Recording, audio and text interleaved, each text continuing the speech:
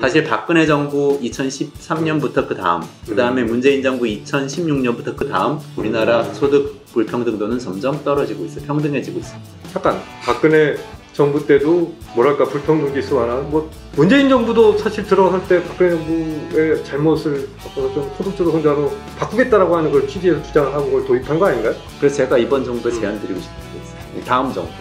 윤석열 정부의 제안. 안녕하세요. 랩2050TV 커뮤니케이터 김중배입니다. 네, 안녕하세요. 이원재입니다. 네, 오늘도 매우 의미 있고 재미있는 이슈를 하나 가져와 봤습니다. 동래북 소득주도 성장, 실은 저소득층 계층 상승 사다리였다. 저는 어떻게 놀라운 사실, 이게 사실이라면 네. 이걸 입증하셨단 말이죠. 기대됩니다. 네, 저는 재밌는데 보는 분들이 재밌을지 모르겠어요. 근데 어쨌든 데이터를 좀 밑바닥까지 다 한번 찾아봐가지고 정리를 한번 해본 겁니다. 해봤더니 소득주도 성장 그동안에 많이 비판도 받고 했는데 생각했던 것과는 달리 상당히 저소득층에게는 도움이 되는 정책이었을 수 있겠다, 이런 근거를 발견했습니다. 그걸 좀 소개를 해드리려고 합니다. 예, 정부는 이제 차기 정부로 이제 넘어가지만 어떤 정책이라도 부당하게 평가를 받으면 안 되겠죠. 그 정책이 갖고 있는 성과와 그늘, 이런 것들을 동시에 함께 평가하는 게 이후에 더 좋은 정책으로 나아가기 위해서 반드시 필요한 과정이 아닌가 생각이 드는데요. 문재인 정부 시기에 우리나라 소득 분배는 불평등해졌을까? 많은 이들이 정책에 실패했다라고 주장을 하고 또 그런 어떤 평가가 많았습니다. 원장님이 바라보신 기본적인 어떤 인식과 나왔던 내용에 대해서 일단 소개를 부탁드릴까요? 네, 일단 제가 좀 찾아보니까 소득주도 성장에 대한 비판이 최근에는 굉장히 많았습니다. 그 많은 기사들이 나왔었어요. 그리고 여기 보시면은 어떤 신문에서는 사설로 비판을 하기도 하고 기사로 비판을 하기도 하고 경제학자들이 또 비판을 하기도 하고 여러 가지 비판이 있었는데요. 비판의 요지는 대체로 두 가지입니다. 하나는 소득주도 성장은 성장을 저해했다. 너무 분배 위주의 정책이라서. 그리고 두 번째는 근데 분배도 나빠졌다. 이렇게 두 가지로 요약이 됩니다. 사실 그 두 가지가 다 맞으면 완전히 실패한 정책인 그렇죠. 거죠. 그래서 완전히 실패한 것처럼 많이 언론에서 다뤄졌는데요. 네. 이거 좀 다시 돌아볼 필요가 있겠다, 이런 생각이 들어서 정리를 해봤습니다. 그래서 제일 먼저 소득주도 성장의 문제에 대해서 한번 생각을 해봐야 될 것 같아요. 소득주도 성장은 그 말 안에 논리는 들어있어요. 소득을 많이 늘려주겠다. 국민의 소득, 개인의 소득을 늘려줘서 그분들이 많이 쓰면서 경제도 같이 성장하게 만들겠다, 이런 얘기거든요. 그러니까 두 가지가 있는 거죠. 소득을 늘려주겠다. 특히 여기서 소득을 늘려주는 대상은 저소득층이 되겠죠. 그럼 그분들이 또 소비를 많이 하니까 경제 전체가 더 분수 효과로 더 성장하게 된다, 이런 얘기인데요. 그건 이론적인 얘기고 실제로는 소득주도 성장은 소득을 늘려주는 정책으로 많이 집행이 됐습니다. 그래서 많이 기억하시는 최저임금 인상, 문재인 정부 초기에 그렇죠. 2018년에 굉장히 급격하게 최저임금이 올랐었죠. 16.5% 올랐었는데요. 그게 있었고, 또 다른 복지수당의 강화가 있어요. 노인을 대상으로 한 기초연금이 늘어났고요. 근로장려금이라고 해서 저소득층 노동자들에게 지급하는 인센티브가 있습니다. 그래서 일을 하시면서 소득이 너무 낮으면 수당을 드리는 거죠. 근로장려금 같은 것도 늘어났고, 그거 포함해서 전반적으로 공적 부족, 그러니까 정부가 개인에게 지원하는 소득, 이게 많이 늘어났습니다. 이게 소득주도 성장의 내용이라고 보시면 될 것 같아요. 그러나 취지가 무색하게 최저임금을 올리는 부분에도 엄청난 저항에 부딪히기도 했고, 사실 실제 통계 수치로도 그렇게 딱히 처음에는 명확하게 드러나지 않았다라고 이제 알려져 있죠. 그러니까 그것 때문에 많이 비판을 받았는데, 저는 오늘은 성장을 저해했다는 비판에 대해서는 거기까지는 다루지를 않겠습니다. 거기까지 확정적으로 얘기할 수가 없을 것 같아요. 그런데 분배마저 나빠졌다는 거는 그건 아니다, 이 말씀을 좀 드리고 싶은데요. 분배마저 나빠졌다는 대표적인 분석이 바로 지금 보시는 이 그림입니다. 저소득층 작년보다 일손 낮다. 이게 2020년 말쯤에, 재작년 말쯤에 나왔던 기사인데요. 전형적인 소득주도 성장이 분배 나쁘게 했다는 분석입니다. 보시면 가구 소득이 늘어났지만 근로소득은 줄었다는 뜻이 이야기가 나옵니다. 그렇죠. 네. 그리고 특히 저소득층, 분위라는 말을 써요. 1분위 하면은 하위 20%, 소득이 제일 낮은 20% 가구, 2분위 하면 20에서 40%, 3분위는 다음에서 5분위가 제일 높은 80% 이상인 분들, 이렇게 이제 분위를 나누는데, 1분위 가구 소득을 보니까 가구 소득 자체는 올랐는데 근로소득이 줄었다. 이렇게 나와 있습니다. 정확하게 읽어보면은 저소득층에서 이런 현상은 더 두드러졌다. 소득 1분위에 지난해 소득은 1155만 원으로 소득 증가율만 놓고 봤을 때 전체 가구의 약 2.7배에 달했다. 소득은 늘었다는 뜻이에요. 예. 그런데 소득 구성비를 봤을 때 이들의 근로소득은 지난해보다 5.2% 감소했고 사업소득은 1.7% 감소했다. 다시 말해서 저소득층이 소득주도 성장의 정책의 결과로 일을 안 하게 됐다. 근로소득이 줄었다. 정부 돈만으로 의존해서 살아가겠다. 이런 비판을 사실 내포하고 있는 분석이거든요.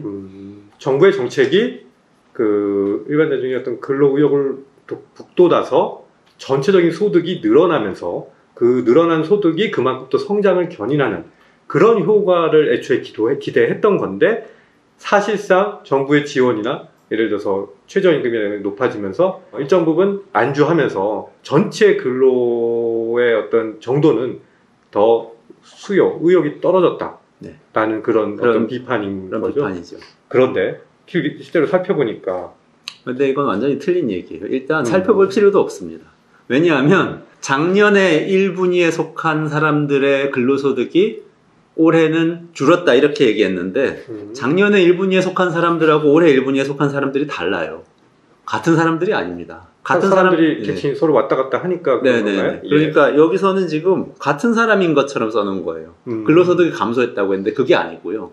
실제 내용은 어떤 거냐면 1분위에서 저소득 노동자인 분들이 임금이 올라서 2분위로 다 올라갔어요. 많이 올라갔고 2분위에 계시던 정부 소득으로 살아가던 그 어르신들, 그러니까 고령자들은 연금만으로 살아가시는 분들이 많잖아요. 근로소득이 없는 경우가 많아요. 이분들이 1분위로 내려왔습니다. 상대적으로 바뀌었습니다.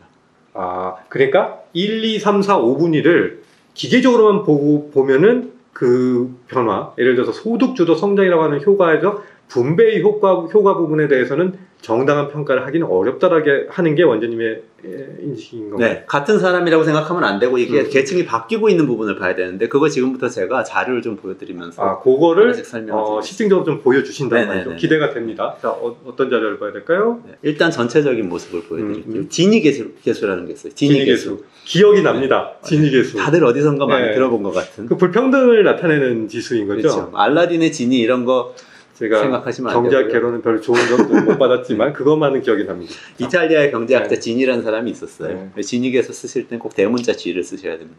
사람 이름입니다. 꿀팁. 깨알 같은 꿀팁까지.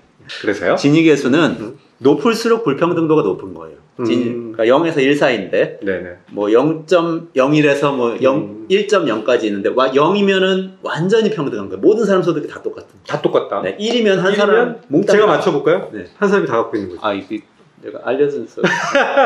하여튼 맞았어요. 맞았습니다. 한 사람. 이렇게 극단적인 경우인데 사실 사회는 그렇진 않잖아요. 그렇진 않죠. 그 사이에 어딘가 있는데 그 지니계수를 그래프를 통해서 보여드리겠습니다. 2012년부터 2020년까지예요. 그러니까 지금 0.38대에서 쭉 내려왔네요. 네, 0.33까지 떨어졌어요. 33까지 떨어졌네요. 그러니까 38%에서 33까지 떨어졌다. 잠깐, 그 사이에 8년 동안에 불평등의 정도는 완화된 거네요. 네, 소득 불평등은 많이 완화됐다. 소득 불평등. 네, 소득 불평등입니다. 가구 소득의 불평등. 여기서 소득은 근로소득하고 다른 소득 다 합친 거예요. 재산소득, 근로소득, 정부에서 받은 기초연금, 뭐 생계급여 이런 거 다 합친 거. 네네. 평등해졌다는 거죠. 소득 격차가 줄어들었어요. 그거는 근데 소득 주도 성장 시기는 여기에서 2017년 이후입니다. 근데 사실 이게 통계청의 가계금융복지조사라는 조사 결과인데요. 통계가 상당히 정교한데 2016년에 한번 끊어져요. 그래서 지금 요 2016년에 있는 살짝 올라가는 거는 착시 효과일 가능성이 높고요.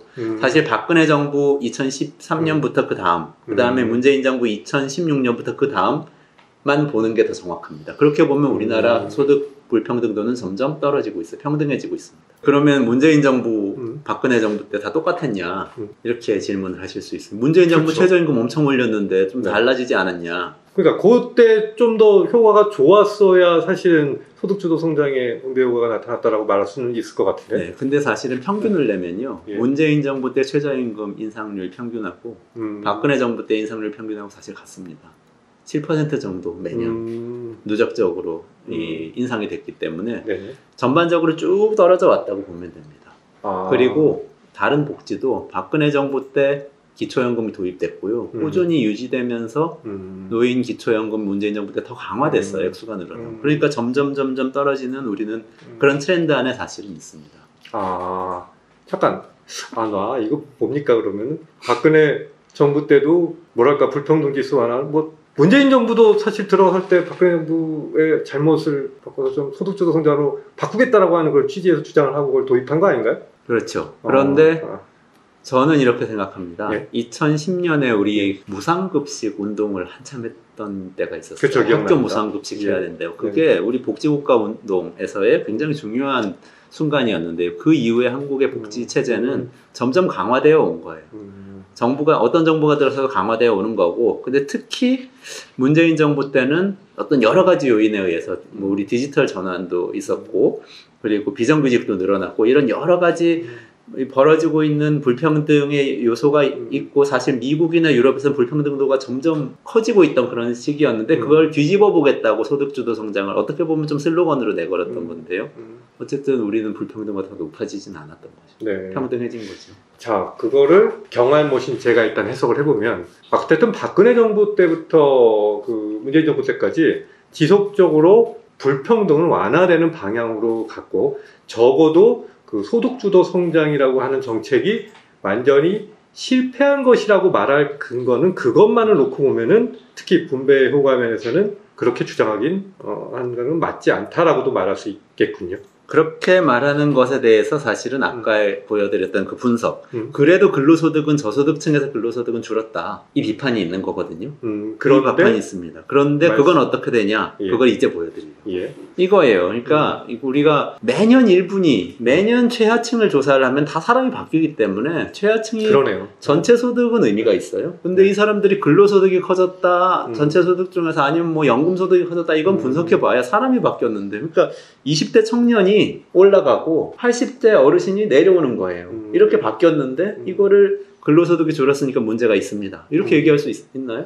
없거든요. 그러네요. 그러면 예를 들어서 너 1분 2에서 일단 그냥 있어봐. 네네. 또는 1분 2 사람들 다 조사한 다음에 그들이 5년 뒤에, 3년 뒤에, 조사 기간 뒤에 그들만을 놓고 조사를 해야 실제로 의미 있는 결과가 나온다라고 봐야 되나요? 그렇죠. 그래서 제가 그걸 한번 해본 거죠. 가계금융복지조사에서 그렇군요. 데이터 분석을 하면 그 조사는 패널 조사이기 때문에 같은 가구를 계속 조사하거든요. 네. 한 가구가 어떻게 변화해 가는지를 볼 수가 있습니다. 그 조사 통계는 별도로 공개되는 게 없는 거죠?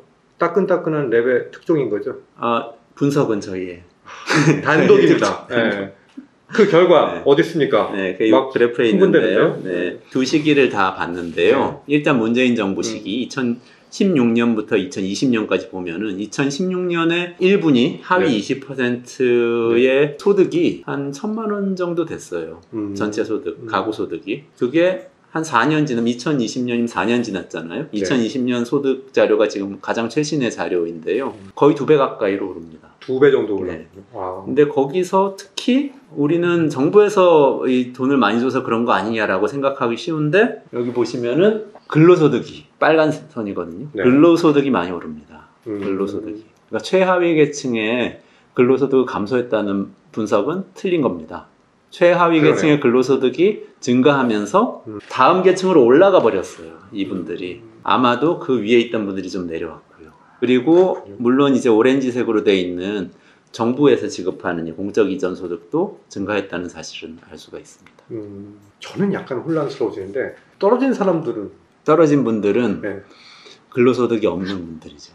근로소득이 없는 분들이 위에도 많이 계셨어요. 국민연금으로 생활하시는 어르신들. 그렇군요. 네. 상대적으로 저소득층의 전체적인 그 근로소득 부분이 올라가니까 네.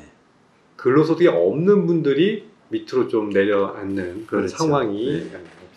근데 예. 이걸 피상적으로 해석하는 분들, 특히 이제 아까 보여드렸던 기사 같은 경우에는 그냥 1분위에 근로소득이 떨어졌으니까 1분위에 있는 가구들이 근로소득이 떨어졌나 보다, 그러니까 일손을 놨다, 이렇게 분석을 해버린 거죠. 지속되면 안 되는 분석입니다. 이거는 약간 뜨끔합니다. 전직 언론. 저도 기자로서 직관적으로 생각을 하거든요. 네네. 숫자 줄었네. 그럼 소득주도 성장 효과가 없는 거 아니야? 저도 그렇게 생각했을 것 같아요. 경제부 기자를 안 해서 다행입니다. 그렇군요. 네. 이전에 박근혜 정부 네. 시기하고 비교를 하면요. 박근혜 정부 시기도 그래도 꾸준히 올랐다는 사실을 알 수가 있는데 빨간 색깔은 그렇죠. 오히려 좀 보이시죠? 비슷해요. 네. 이게 최저임금 효과가 큰 걸로 보이는데 빨간색이 근로소득이잖아요. 네. 그러니까 최저임금 오르면 근로소득이 저소득층 근로소득은 최저임금하고 연동이 됩니다. 쭉 올라가는데 박근혜 정부 때도 최저임금 문재인 정부하고 비슷하게 사실은 다 합산하면 비슷하게 올랐기 때문에 트렌드는 비슷합니다. 근데 오렌지색 그건 좀 뼈아픈 거죠. 합산하면 비슷하다는 건 소득주도 성장하고 최저임금을 좀 많이 올리겠다라고 약속한 게 문재인 정부 아니에요? 문재인 정부도 첫 해만 많이 올리고 근데 그러니까. 두 번째 이후로 줄였기 때문에 뭐 정치적인 저항이 네. 워낙 심해서 그랬다라고. 그러니까 사실은 문재인 정부 3년차 이후에 최저임금 올라서 뭐 문제 생겼다고 얘기하는 거는 이상한 얘기예요. 안 그러네요. 올랐거든요. 네. 3년차 이후에는. 적어도 뭐 그 정책이 효과적이었다고 말할 수는 없지만 네. 그렇다고 그 정책으로 인해서 뭔가 문제가 문제가 생겨 그 전하고 같은 거죠. 문제가 있다면. 그리고 또 한 가지 오렌지 색깔 보면요. 그래도 공적 부조는 늘어났다는 사실을 알 수 있어요. 문재인 정부 때 그래도 복지 수당은 늘어났다. 이걸 네. 알 수가 있습니다. 네. 그다음에 마지막으로 이 비교해 보고 싶은 게 한 가지 있어요. 이거는 진짜 특종입니다. 이게 최하분이면은 1분위를 말씀하신 네네. 거죠? 1분위. 예. 1분위 가구가 예. 계층이 상승할 가능성이 얼마나 됐냐. 1분위 가구가 전체적으로 시간이 지났을 때 얼마나 네. 계층이 상승할 수 있는 확률이 얼마나 되느냐? 그렇죠. 네. 네. 문재인 정부인 2017년에서 2020년 동안에는 네. 아래가 문재인 정부, 네네네. 그 위는 박근혜 정부. 네네. 네. 20% 이상, 한 21% 좀 넘을 겁니다. 그럼 오렌지색인데요. 21% 정도의 확률로 네. 계층이 상승합니다. 5명 중에 1명 이상꼴로 네. 계층이 네, 상승했다. 5가구 중에 한 가구 5가구 중에 이상 상승했는데 박근혜 정부 때보다 상당히 높아진 수치인 거죠. 아 그러네요. 네. 박근혜 정부 때는 한 파란색인데요. 17% 정도 될까요? 그 정도 됩니다. 한 78? 5% 포인트 정도가 높아졌어요. 그러니까 사실은 우리 아까 일손 났다 이 얘기하면 어떤 생각이 드세요? 아 복지 늘리니까 사람들이 일 안 하니까 그렇죠. 계층 상승 못 하겠구나 이런 네. 생각이 들잖아요. 그게 아니고요. 훨씬 역동적으로 바뀌었어요. 계층이 많이 상승했습니다. 물론 위의 계층들은 다시 떨어져요. 이걸 어떻게 해석하는가는 우리가 좀 토론을 많이 해봐야 됩니다. 그렇지만 최소한 계층 이동성이 활발해졌다.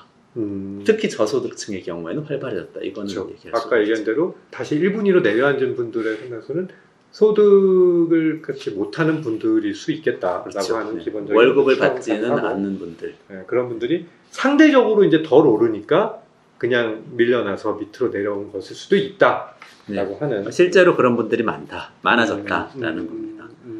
어우, 역시 통계를 제대로 읽으려면 명석해야 할 필요가 있는 것 같습니다. 아, 명석한 문제는 아니고요. 이거는 인내심을 요하는 작업이죠. 그렇죠. 네. 저희 채널을 꾸준히 사랑해 주신 분은 아시겠지만 이원재 대표가 사실은 문성입니다. 근데 네. 최근에 코드를 막 배우더니 이 미디엄에 막 글을 올리고 글을 만드는데 통계를 내는데 어떤 내가 코드식을 썼어요 라는 것까지 별도로 올립니다. 무서운 사람이에요. 이과에선 상식인데 문과에서는 안 하고 있는 거더라고요. 예, 그렇군요.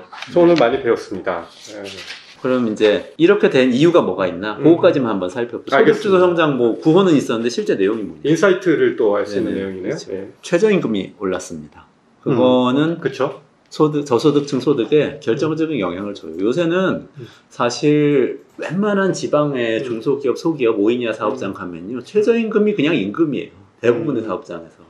그렇기 때문에 그렇죠. 최저임금은 월급을 가장 덜 받고 일하는 분들의 소득에 직접적인 영향을 미칩니다. 이게 오르니까 많이 올랐어요. 그리고 중소기업의 경우엔 최저임금이 오르면 그 다음 단계 바로 위에 있는 분들도 임금이 같이 올라야 되거든요. 호봉제 같은 경우. 그렇군요. 그렇게 되기 때문에 영향을 줬다. 최저임금 인상 정책이 있었고요. 그 다음 슬라이드를 보시면 소득 1분위 가장 하층의 계층의 소득 가계금융복지조사. 네네네. 요거는 우리 또 영석하신 랩2050의 고동현 기획실장이 네. 데이터 굉장히 좋아하는 분인데 네. 분석도 잘하시고 이분이 분석을 해주신 겁니다. 1분위 소득 보니까 전반적으로 경상소득, 근로소득 다 올랐는데 특히 2016년 이후 문재인 정부 시기를 보면은 공적 이전 소득이 많이 올랐죠. 1분위가 최하계층인데 네. 노란색 많이 올랐다. 아 그러면 뭔가 정부에서 주는 돈이 많이 늘었구나 이렇게 알 수 있는데 그 복지수당이고 주로 기초연금인데요. 특이한 게 하나 있습니다. 문재인 정부에서. 그 다음 슬라이드에 한번 보여드릴게요. 근로장려금이 엄청나게 늘었어요. 근로장려금은 근로장려금. 네.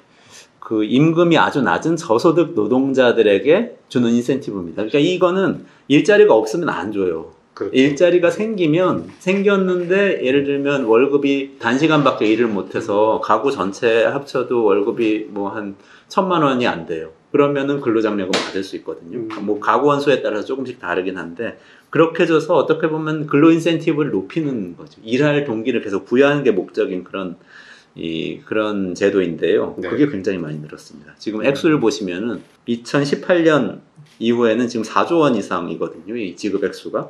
그 전에 비해서 2배 이상으로 2배 이상 올랐죠. 네네네. 그리고 청년들한테도 굉장히 많이 나가고 그러네요. 그런 액수라서 이게 아까 이거 공적 부조를 많이 늘렸고 그건 저임금 근로자들에게 가니까 문재인 정부 소득주도 성장의 성과는 뭐냐 이렇게 얘기한다면 저임금 근로자들의 소득을 획기적으로 개선했다.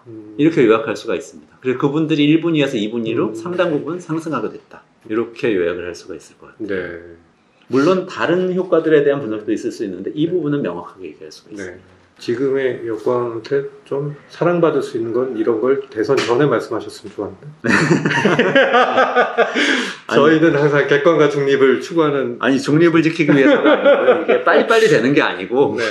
열심히 하다 보면 언젠가 되는 거기 네. 때문에 그렇습니다. 아무튼 지났더라도 팩트는 바로잡아야 하고 우리가 정책에 실질적으로 영향을 미치는 부분에 대해서는 성찰을 해야만 다음에 더 나은 정책으로 가는데 도움을 줄 수 있겠죠. 그래서 제가 이번 정부에 제안 드리고 싶은 게 있어요. 다음 정부. 윤석열 정부의 윤석열 제안. 정부의 제안. 소득주도 성장을 이어가십시오. 이거 흔들지 마시고 이어가는 게 좋을 것 같아요. 그리고 이제 집중을 해야 될 거는 그 근로소득, 그러니까 저소득 노동자들이 많은 건 진짜 부끄러운 일이잖아요. 일을 하는데 그래도 최소한의 생계는 유지할 수가 있어야 되고 이분들은 이렇게 좀 소득이 계속 올라가는 게 상대적으로 올라가는 게 맞고요. 조금 격차 더 줄이는 게 필요하고 0.33 아까 진익에서 0.33이 많이 낮아진 거긴 하지만 또 다른 복지 선진국들하고 비교하면은 또 높은 편이에요. 그래서 좀 줄여갈 필요가 있고요. 더하기 1분 2로 떨어진 근로소득 없는 분들이 지금 가장 큰 문제거든요. 맞습니다. 이분들의 소득을 강화해드리는 소득주도 성장을 이제 해야 됩니다. 그 기초연금을 강화한다든지 또는 기본소득과 관련된 정책 실험을 한다든지 해서 더 많은 이분들을 위한 소득을 보장하는 것. 이런 방향으로 좀 소득주도 성장을 이어가면 좋겠다. 이런 제안을 드리고 싶습니다. 소득주도 성장이라고 하는 어젠다는 문재인 정부의 대표적인 어떤 정책이지만 그래서 우리의 그 정부 교체에서 늘 있는 일인데 전 정부의 어떤 성과나 이런 것들을 부정하는 그런 것들이 계속 반복이 되곤 하죠.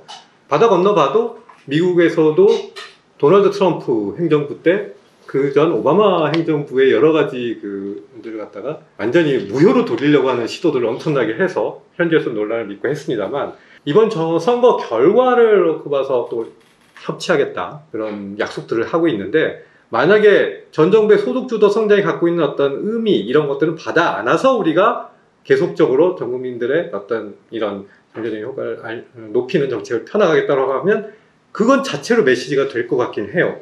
매우 의미 있는 메시지. 원장님이 정책 제언을 아주 훌륭하게 주신 것 같습니다. 다만 한 가지 소득주도 성장에 대한 비판의 여론이 높았던 이면에는 자영업자들의 좀 아픔이 있었어요. 물론이죠. 네. 자, 그 부분에 대한 어떤 정치적인 보완점이나 이런 것도 한번 짚어주셔야 우리가 좀 더 균형이 있을 것 같아요. 네. 한 말씀 덧붙인다면? 네, 그럼 열심히 데이터를 찾아가지고 한번. 네, 저희가 전혀 그걸 갖다가 이제 게을리 하자는 건 아니고요. 네. 저희가 그 부분은 따로 한번 붙어서 자영업자들을 그럼 자 소득주도 성장 정책을 포기한다고 자영업자들이 잘 되느냐 또 그건 아니죠. 그건 아니죠. 네. 네. 그러니까 프리퀄을 말씀드리면 제가 얼핏 살펴봤고요. 데이터를 자영업자들 굉장히 어려웠습니다. 그렇지만 소득주도 성장 때문에 어려웠던 건 아니고 네네. 꾸준히 계속 어려워져 왔는데 여기에 대한 대책은 다음 기회에 다시 말씀을 드리도록 하겠습니다. 다음 기회 곧 찾아뵙겠다고 네, 말씀드리죠. 곧 찾아뵙겠습니다. 알겠습니다. 다음 주에 찾아뵐까요? 예, 정책이라고 하는 것은 칼로 무 자르듯이 옳았다 틀렸다 말할 수는 없을 것 같아요. 그 모든 정책의 효과들은 연관되어 있기 때문에 우리가 기존 정책이 갖고 있는 성과 부분을 받아 안으면서 그것이 야기했던 문제점들을 잘 찾아서 보완하는 게 매우 필요하다. 그런 의미에서 소득주도 성장의 성과와 또 위점 이런 것들 함께 종합적으로 우리가 한번 짚어보는 자리였습니다. 다음에는 자영업자들에 대한 또 다른 정책적인 함의 인사이트를 담은 제안을 가지고 찾아뵙겠습니다. 자, 감사합니다.